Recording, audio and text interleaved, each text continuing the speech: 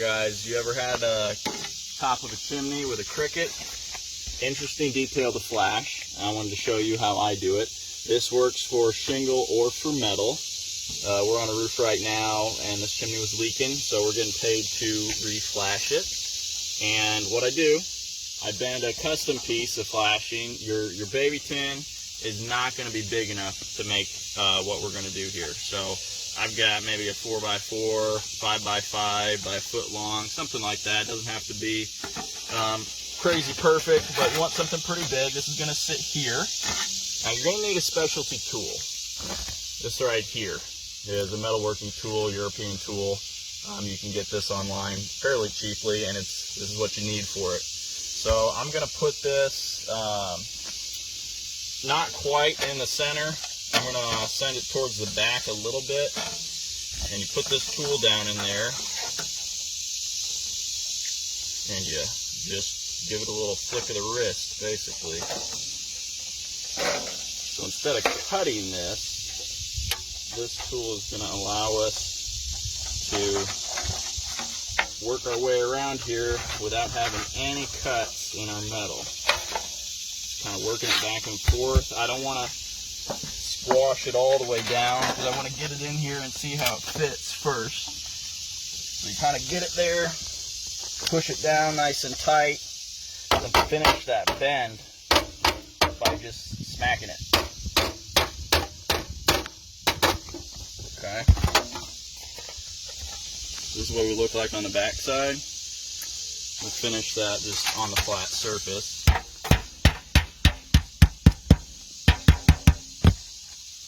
Get a close-up of that right there. Okay. So now that we got that done, set that in how you like it. I like it right there. And I'm going to take my pencil, mark the back of this thing,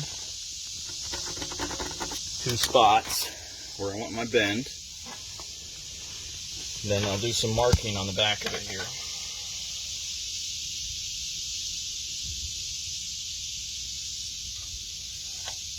Connect those points, and then you're going to want about a 3/8 mark right there. Measure over. I'm going to go 2 inches. Connect those points like that. And measure over 2 inches. I'm actually going to square it first.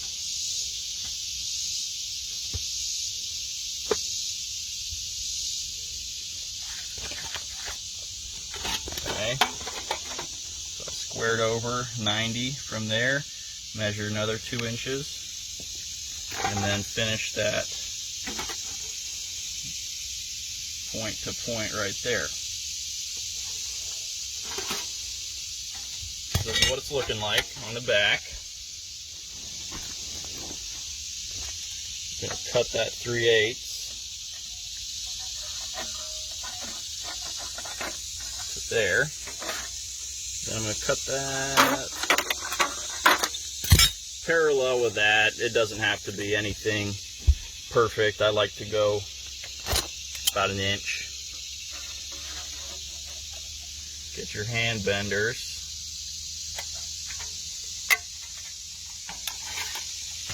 Fold that over. Don't close it all the way down. Yep. Okay, got it. You can kind of line up your points here to make sure that that bend is going to land. You kind of want to disregard your marks sometimes.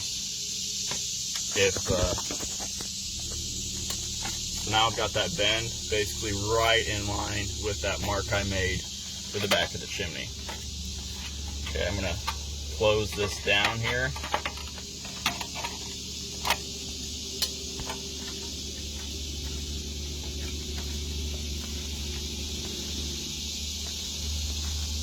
Okay, now I'm going to make a cut.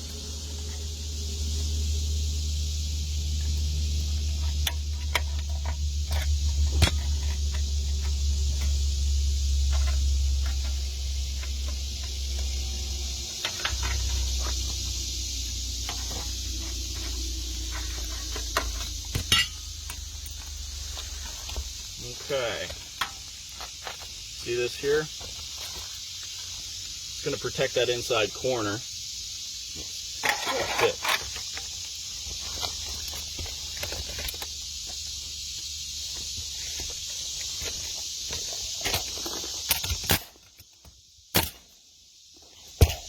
And then to finish this off, this little 3/8 flat, points like this, if you dump some water, it's just going to stand right here.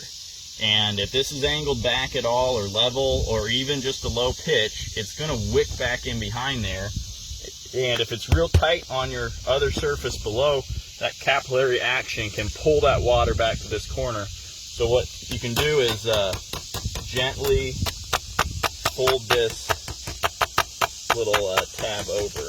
Just take kind of the point of your hammer ball and just gently, slowly. So okay. Bending that down like that is going to draw the water to that point so that it can drop off there. But other than that, we've got no caulk, no cuts here, and this is protected from wind-driven rain. If you really feel like it and you're in the mood, you can do that.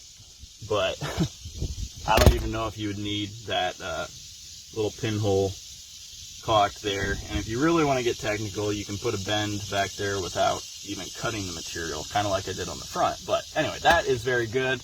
And not every monkey can do it, but really the only thing you need is these and your snips. So it's kind of like you don't have an excuse for this point to leak. That's pretty simple to do. I feel like how do you go to all those? Me personally, I really like it, and I feel like it's a really good system. Let me know what you think.